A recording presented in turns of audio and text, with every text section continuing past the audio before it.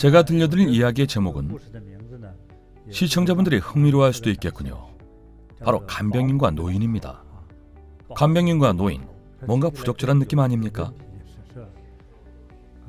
제 이야기를 처음부터 잘 들어보시기 바랍니다. 류시성을 가진 노인이 있었습니다. 그 당시 중국에서는 자녀를 한 명만 낳을 수 있었죠. 류 노인도 자식이 한 명이었습니다. 마침 아이가 공부를 꽤 잘했습니다. 모두 농촌 시골에서 살았지만 아이가 공부도 잘하고 똑똑했기에 두 부부는 온 힘을 다해 아이를 잘 키웠습니다. 그래서 온갖 방법을 동원해서 아이를 시골 중학교에서 도시의 명문 고등학교로 보냈습니다. 여기저기 부탁하고 인맥을 동원하고 돈도 들였죠. 농민이 무슨 돈이 있었겠습니까? 류 노인이 아무리 성실해도 농장에서 채소를 판 돈이 얼마나 되겠습니까? 그러니 얼마나 노력했겠습니까? 별다른 기술도 없었습니다. 그저 도시에 가서 플라스틱 병이나 유리병 등을 주워다가 수거한 물건을 폐품으로 팔았습니다. 이런 노인들 대부분은 별다른 기술이 없어 이렇게 돈을 벌곤 하죠. 결국 이런 방법으로 자식을 대학까지 보냈습니다. 아들이 대학에 입학했으니 이제 또 학비를 내야 했습니다. 고등학교는 차원이 다른 액수였죠. 노부부는 죽을 힘을 다해 일했습니다. 그러다 결국 아들이 대학을 졸업하기도 전에 류 노인의 아내는 기력이 다해 몸져 눕고 얼마 후 세상을 떠났습니다. 피로가 쌓여 병을 얻은 채로 너무 무리한 나머지 일찍 세상을 떠났습니다. 그 후의 이야기를 이어서 하자면 아들의 대학 생활은 빠르게 흘렀습니다. 시간이 쏜살같이 흘러 금세 졸업을 했죠. 졸업 후 아들은 운이 좋게도 현지 도시에서 살던 동문을 배우자로 맞아 결혼했습니다. 배우자가 그 도시 출신이었죠. 결혼 후 그 도시에서 두 사람은 가정을 이뤘습니다. 류 노인은 잔뜩 신이 났죠. 자식이 도시에 가정까지 꾸렸고 도시에 사는 며느리까지 생겼으니 얼마나 기뻤겠습니까? 온 마을 사람들에게 자랑했습니다. 내 아들이지만 참 대단하지? 도시에 사는 예쁜 아가씨와 결혼도 하고 자리도 잡았다네. 게다가 며느리도 대학을 나왔어. 가문의 영광일세. 마을 사람들도 다들 칭찬했습니다. 류 씨는 복도 많아. 류 노인은 사람들의 칭찬에 힘입어 아들과 며느리를 보러 갔습니다. 땅콩이며 대추며 좁쌀이며 이것저것 챙겨갔습니다. 하지만 아들의 집에 도착하자 아들은 깜짝 놀라 어쩔 줄 몰라 했습니다. 특히 며느리는 시아버지를 벌레 보듯 했습니다. 노인네가 손도 잘 안 씻고 양치도 잘 안 해서 이가 누런 것이 비위생적이라며 싫어했죠. 류 노인이 요리하려고 하면 필요 없다고 거절하면서 손도 제대로 씻지 않고 시꺼먼 때가 낀 손으로 음식을 더럽힌다며 구박했습니다. 그런 더러운 손으로 만든 음식은 아무리 맛있어도 비위생적이라며 싫어했죠. 게다가 음식을 내온 후에는 마지못해 시아버지에게 식사를 권하는 식이었습니다. 더 이상 참을 수 없었던 류 노인은 2, 3일 만에 서둘러 고향으로 돌아왔습니다. 참을 수가 없었죠. 고향에 돌아와서는 마을 사람들에게 말도 못했습니다. 불효한 아들 며느리 흉도 못 보고 그저 혼자 끙끙 앓았습니다. 그 후로 류 노인은 웃음을 잃었습니다. 반년쯤 지나 류 노인은 몸에 이상을 느꼈습니다. 병원에서 검사를 받아보니 암이었습니다. 정말 큰일이었죠. 검사 결과 암이었습니다. 의사가 아무리 돌려 말해도 류 노인은 암이라는 사실을 알 수 있었습니다. 류 노인과 함께 병원에 간 사람은 마을 사람이었습니다. 다른 친척도 없던 터라 의사는 결국 류 노인에게 암이라는 것을 알렸습니다. 중국의 의사는 환자에게 직접 암이라고 말하지 않습니다. 하지만 류 노인은 이미 눈치챘습니다. 류 노인은 암에 걸린 후 무섭고 초조했습니다. 아들에게 연락하자니 딱히 신경 쓸 것 같지도 않고 차마 찾아갈 수도 없었습니다. 그저 집에서 요양할 수밖에 없었죠. 하지만 마음은 긴장되고 알 수 없는 두려움이 일었습니다. 고독하고 적막하고 안쓰러웠죠. 매일 밤 이런 감정들이 북받쳤고 날이 갈수록 더 심해졌습니다. 시간은 천천히 그리고 빠르게 흘렀습니다. 류노인의 이런 감정은 병세를 더욱 악화시켰습니다. 더 이상 스스로 생활이 힘들어졌고 타인의 도움이 필요해졌죠. 결국 류노인은 아들에게 전화했습니다. 내가 혹시 네가 집에 와서 나를 좀 돌봐주겠니? 이제 더 이상 혼자 생활할 수가 없구나. 병원에서는 암이라더라. 몸 관리 좀 잘하시지. 저 이제 막 일 시작한 거 아시잖아요. 중도금도 내야 하고 집 대출 때문에 바빠요.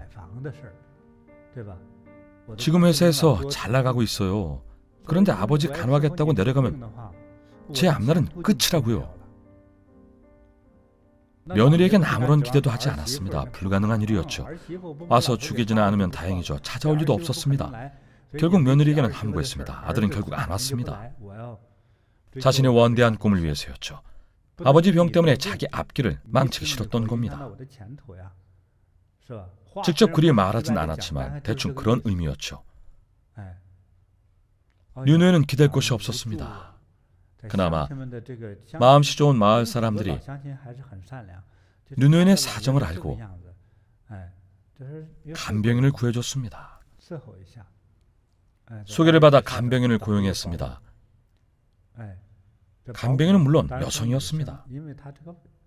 아무래도 여성들이 더 세심하니까요. 간병인은 돈을 받고 류노인을 간병을 했습니다. 착실하고 성실하게 정성껏 류노인을 돌봤습니다. 이미 일상생활도 힘들 정도로 병든 류노인을 정성껏 돌봤습니다. 간병인은 무척 세심했습니다.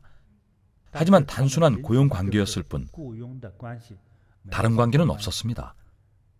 때가 되면 식사를 준비하고 치우고 정리하며 세심하게 돌봤습니다. 류노인도 상당히 만족했습니다. 그런데 얼마 후 뜻밖의 일이 일어났습니다.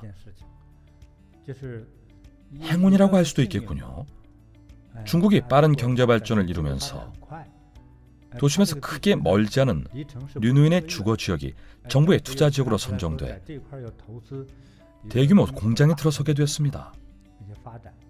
마침 류노인의 집이 개발 계획 구역에 포함됐습니다. 투자회사에서 그곳을 매입했죠.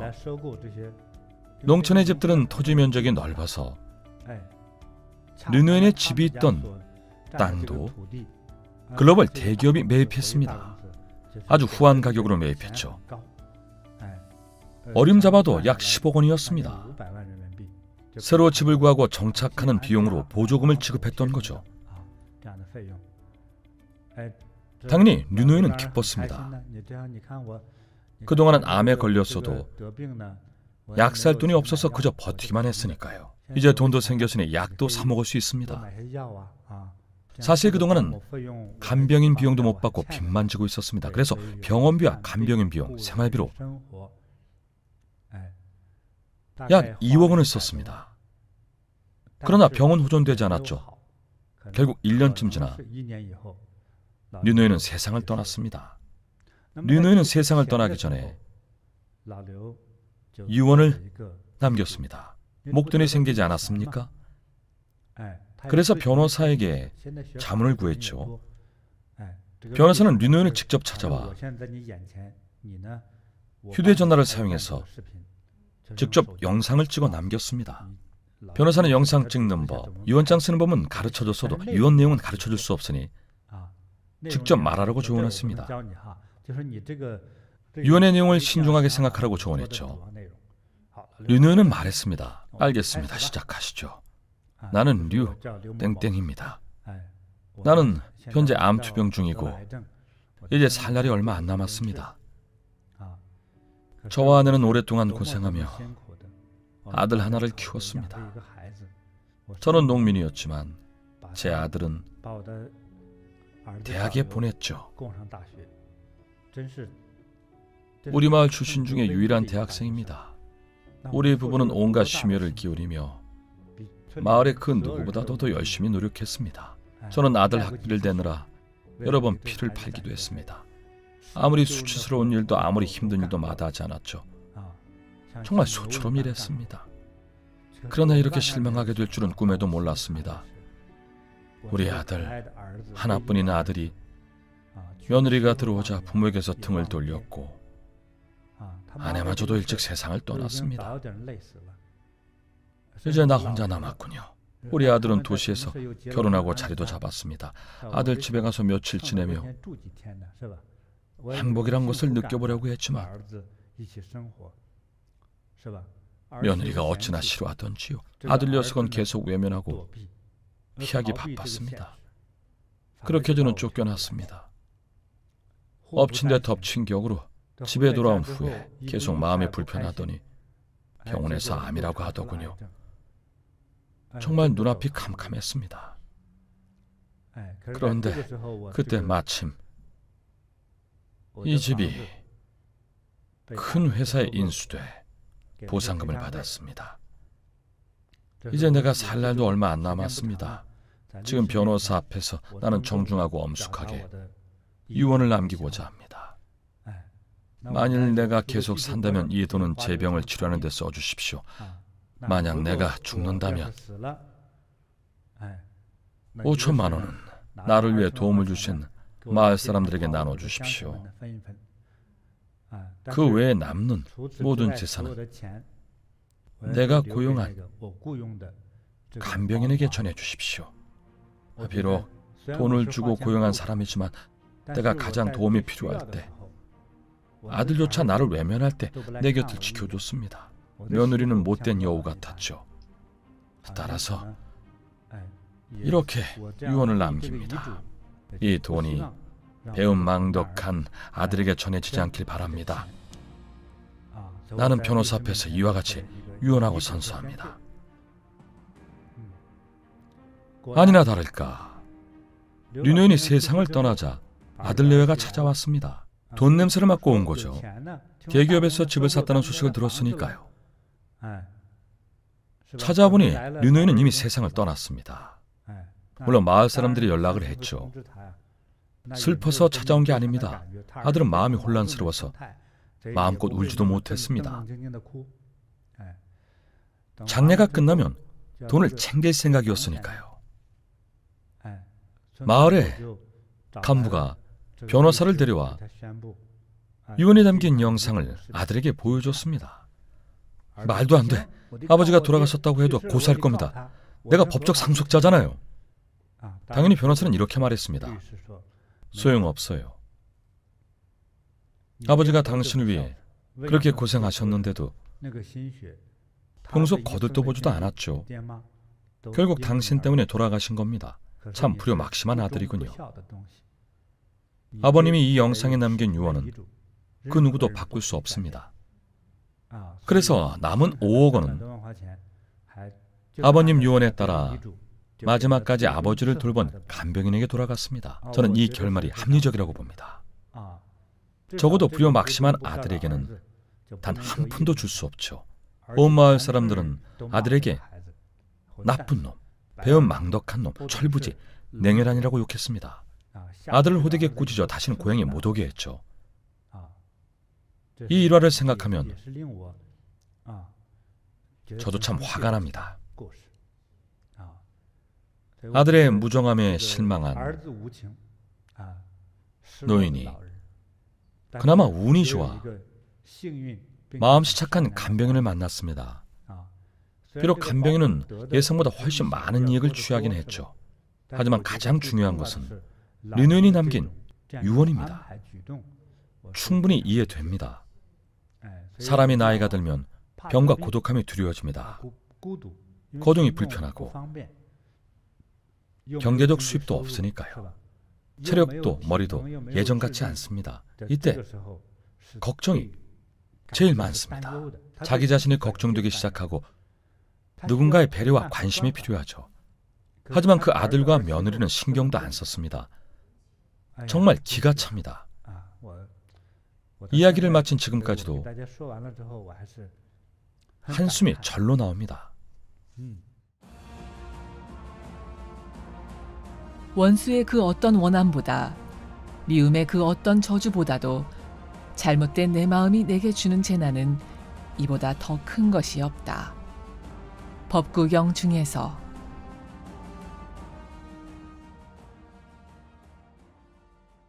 시청자분들도 이런 사람이나 이런 일이 주위를 둘러보면 참 흔하다고 합니다. 정말 무정하고 비정하고 배은망덕한 일이죠. 그래도 류 노인이 그나마 법을 좀 알아서 다행이지, 만약 안 그랬다면 얼마나 한이 됐을까요? 아마 더 심한 화병으로 돌아가셨을지도 모릅니다. 사회생활을 하다 보면 이런 이야기를 자주 듣는데요. 노인들이 이런 결정을 하려 하면 아들이나 며느리가 참 뻔뻔하게도 소송을 걸거나 다른 일을 꾸민다더군요. 정말로 시골 사람이라서 이런 법적 절차를 몰랐더라면 양심도 없는 아들과 며느리에게 피 같은 돈을 전부 빼앗길 뻔했네요. 맞아요. 그래도 변호사가 참 정의로운 분이었어요. 좋은 변호사를 만났죠. 그 집안의 일들을 훤히 들여다보지 않았습니까? 상당히 명확했죠. 가친법사, 시청자분들께 죽 한 그릇 이야기를 들려주시겠습니까? 제가 이번에 들려드릴 이야기는 죽 한 그릇입니다. 역시 시골 농촌에서 일어난 일입니다. 성이 샤오인 남자 주인공은 성이 리인 여자와 결혼했습니다. 샤오는 온순하고 너그러웠습니다. 본분을 지키는 사람이었죠. 그의 아내는 성질이 불같고 드센 여자였습니다. 그녀는 집안의 며느리로 들어오자마자 집안의 경제권부터 자신의 손에 넣었죠.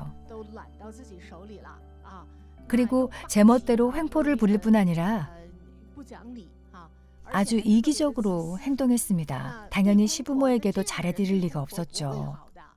시부모에게도 야박하게 굴고 태도도 불손했습니다. 여러모로 배은망덕한 사람이었죠. 말로 상처를 주고 무시하는 일이 비일비재했습니다. 그래도 온순하고 너그러운 남편은 아내를 탓하지 않았습니다. 시부모 역시 온순하고 본분을 지키는 분들이어서 화를 꾹 참고 지냈습니다. 몇 년이 지나자 시부모는 우울함을 견디지 못하고 그만 세상을 떠났습니다.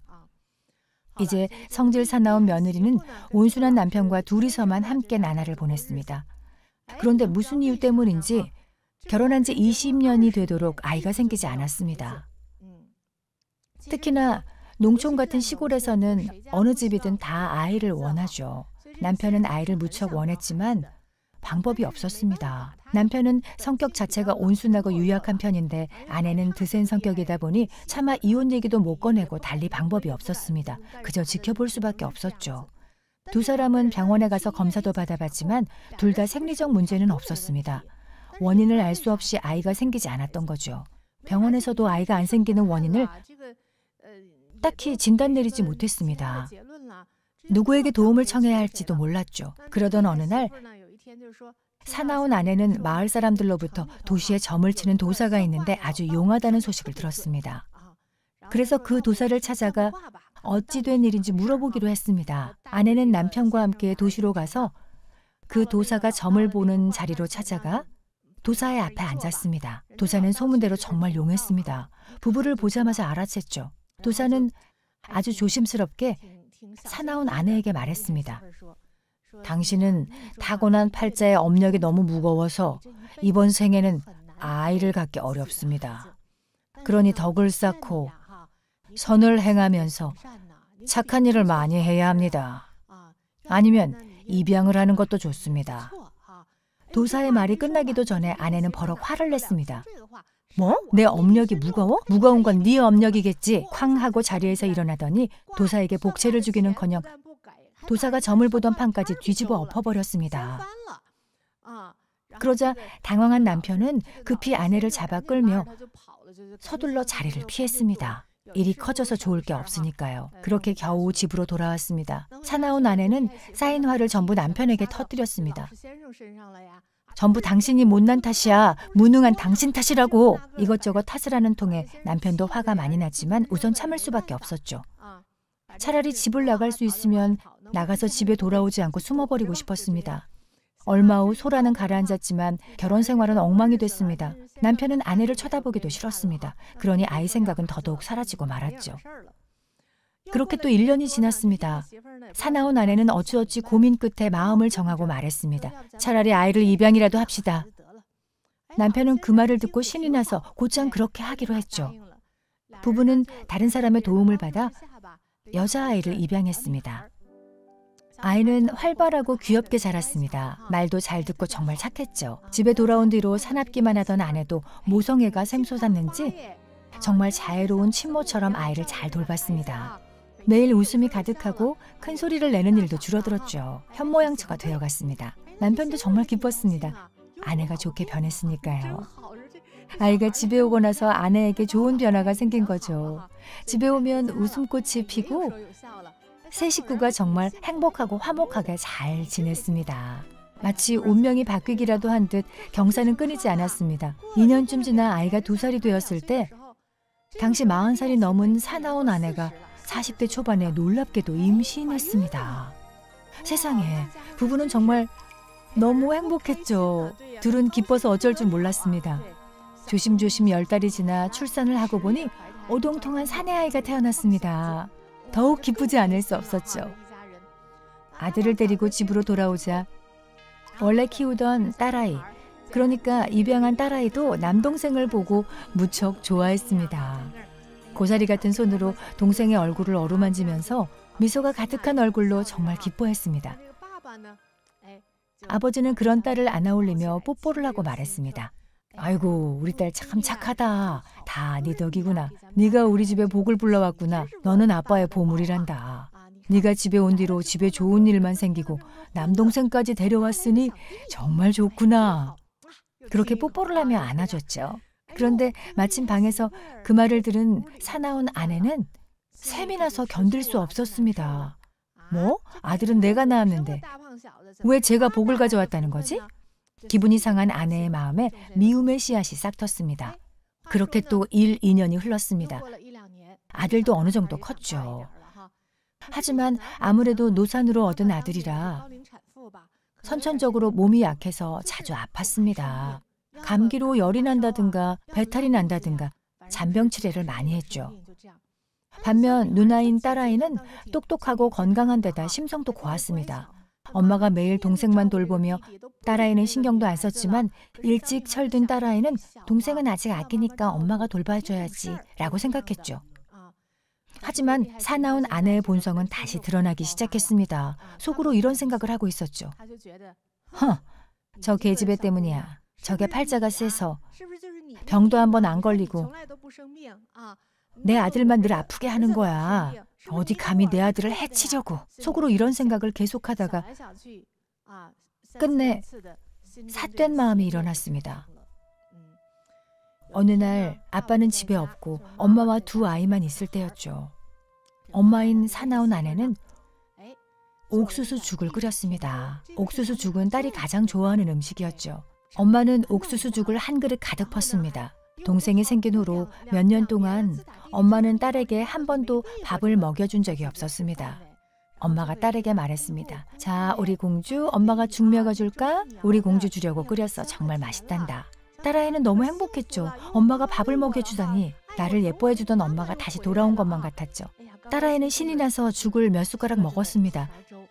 그리고 엄마가 말했죠. 동생은 지금 자고 있으니 죽 먹으면서 동생 잘 보고 있어. 죽 먹고 있으면 엄마 금방 올게. 엄마는 슬쩍 곁눈질을 하고 떠났습니다. 사실 엄마는 방에서 나와 주변을 서성이며 방 안의 소리를 엿들었습니다. 한편 방 안에서는 동생이 잠에서 깨어나 누나를 찾았죠. 누나가 죽을 먹는 것을 보자 누나 나도 죽 줘 라고 했죠. 동생을 끔찍하게 아끼던 마음씨고 온 누나는 한 숟갈 한 숟갈 죽을 떠서 한 그릇 전부를 동생에게 먹여줬습니다. 그때 아이들의 엄마인 사나운 아내는 밖에서 서성이며 소리를 엿듣다가 방에서 비명소리가 들리자 신이 나서 얼른 뛰어들어갔습니다.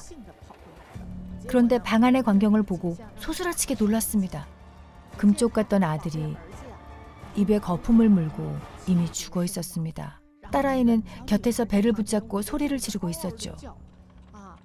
엄마는 아들을 안아 올리며 이게 어찌 된 일이냐며 대성통곡을 했습니다. 그녀의 곡소리를 듣고 이웃들이 달려왔습니다. 그런데 그녀는 아들만 끌어안고 딸은 쳐다보지도 않았습니다. 마음씨 좋은 이웃들은 서둘러 두 아이를 병원으로 옮겼습니다. 하지만 아들은 이미 죽은 뒤였죠. 딸은 죽음의 고비를 넘기고 겨우 살았습니다. 나중에 아버지가 소식을 듣고 급히 병원으로 달려왔습니다. 대체 어떻게 된 겁니까?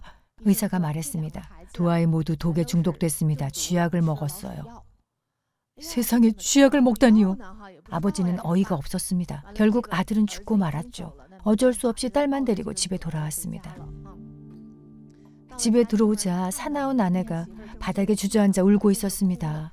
손에는 텅 빈 옥수수 죽그릇을 들고 앉아서 울고 있었죠. 집에 돌아온 남편은 어쨌든 우선 아내를 달랬습니다.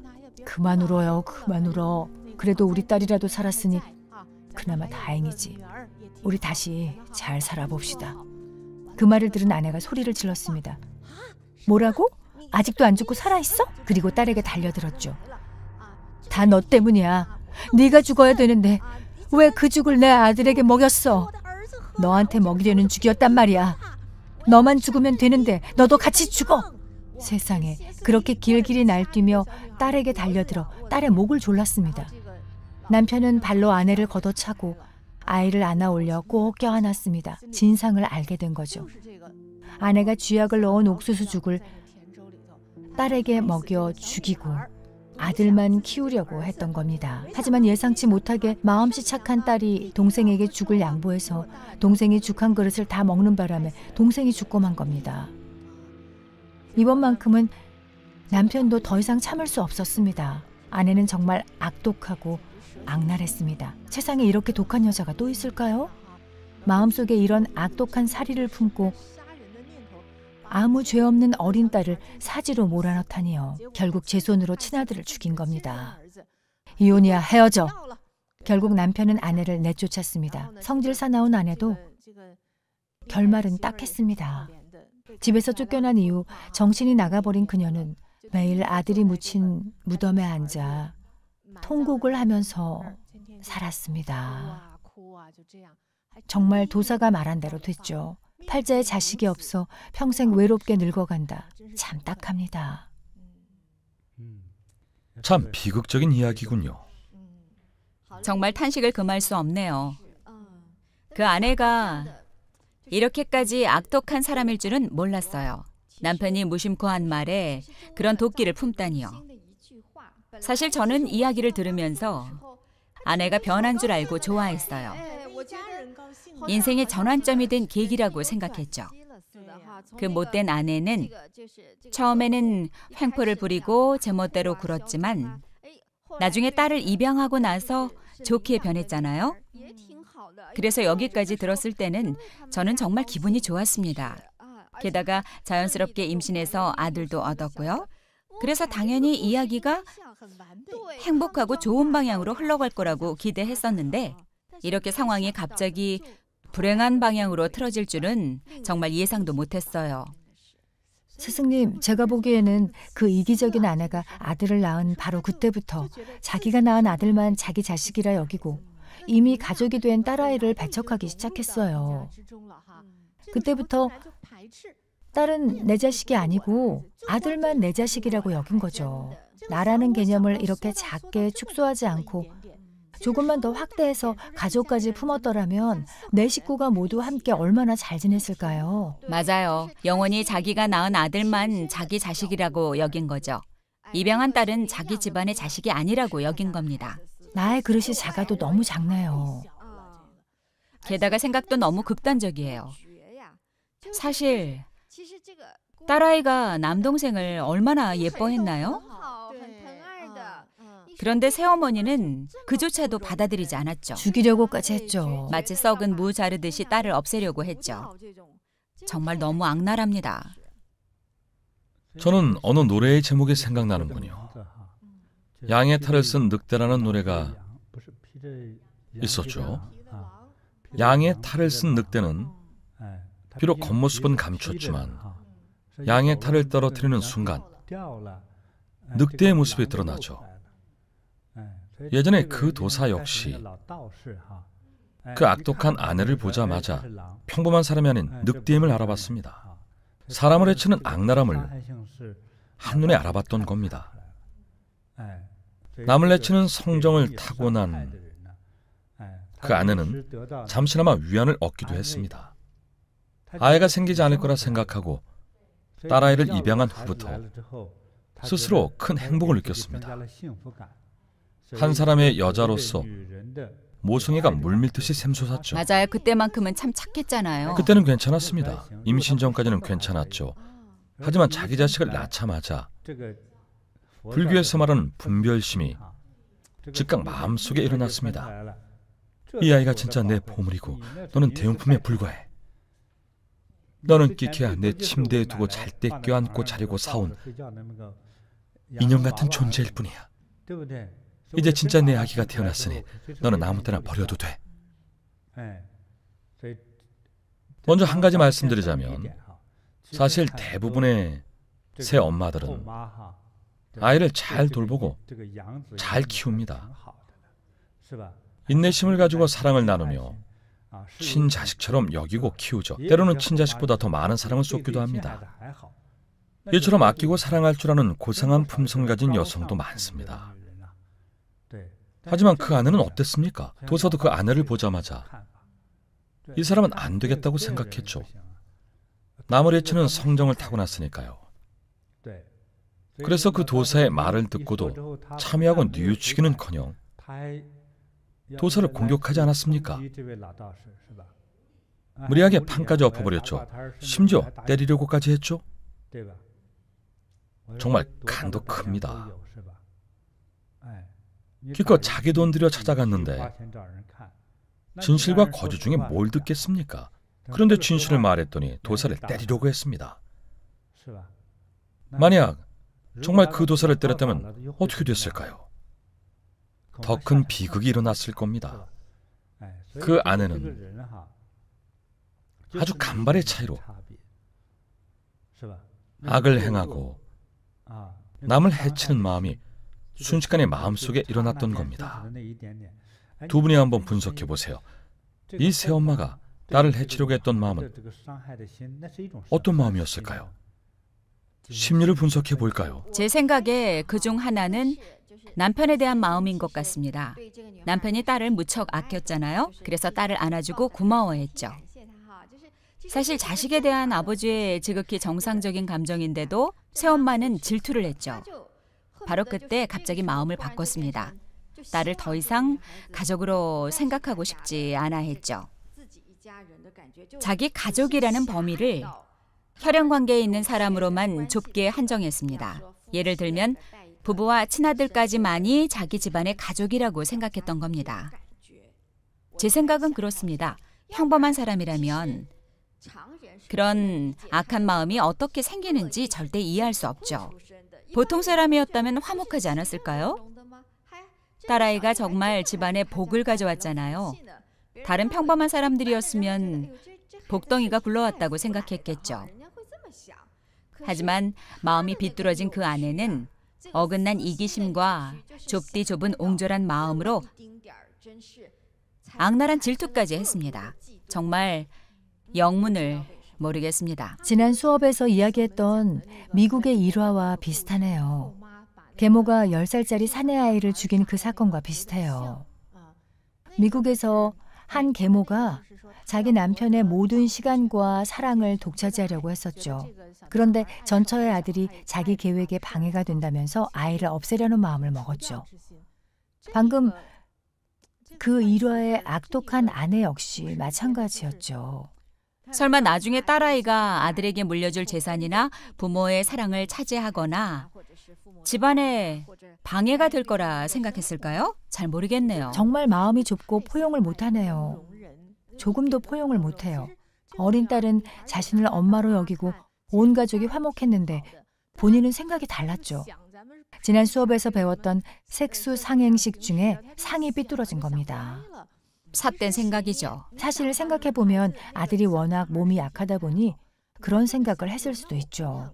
딸은 늘 건강했으니까요. 원래는 좋은 일이죠. 두 아이가 모두 병약했다면 더 걱정스러웠겠죠. 하지만 아내는 그렇게 위로하지 않고 오히려 아들이 아픈 이유가 딸 때문이라고 생각했습니다. 그건 정말 말도 안 되는 생각이죠.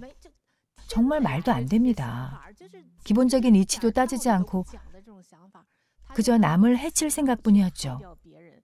모든 오온이 치성했습니다. 정말 너무했어요. 그 여자에게 가장 중요했던 건 나의 느낌인 것 같습니다. 머릿속에는 온통 내가 원하는 것, 내가 얻고자 하는 것, 내가 통제하고자 하는 것, 내가 휘두르고자 하는 것. 전부 내가 어떻게 하고 뭘 하고였을 뿐 조금 더 남을 생각하는 마음이 없었습니다. 정말 극단적인 사람이죠. 오늘 나눴던 이야기들이 다들 너무 극단적이라서 공감하기 힘드네요. 지난 시간에 이야기했던 아들을 죽인 그 사건 역시 악독한 계모 때문이었죠. 남편의 사랑을 독차지하려고 아들을 눈의 가시처럼 여겼으니까요. 그런 생각이었죠. 모든 것이 자기 위주였고 자신만 중요했습니다. 그 분석이 맞습니다. 이것이 바로 악독함입니다. 우선 성질을 말하자면 이러한 악독함과 오직 나만이 절대적인 유아성, 이런 것들이 자의식입니다. 악독함, 절대적 유아성. 자, 불교에서는 이를 아집이라고 합니다. 아집이군요. 가을 연못에 들어가 시든 연꽃을 꺾듯 자기 자신에 대한 집착을 꺾어버려라. 그리고는 저 열반의 길을 향해서 오직 한 마음으로 걸어가라. 법구경 중에서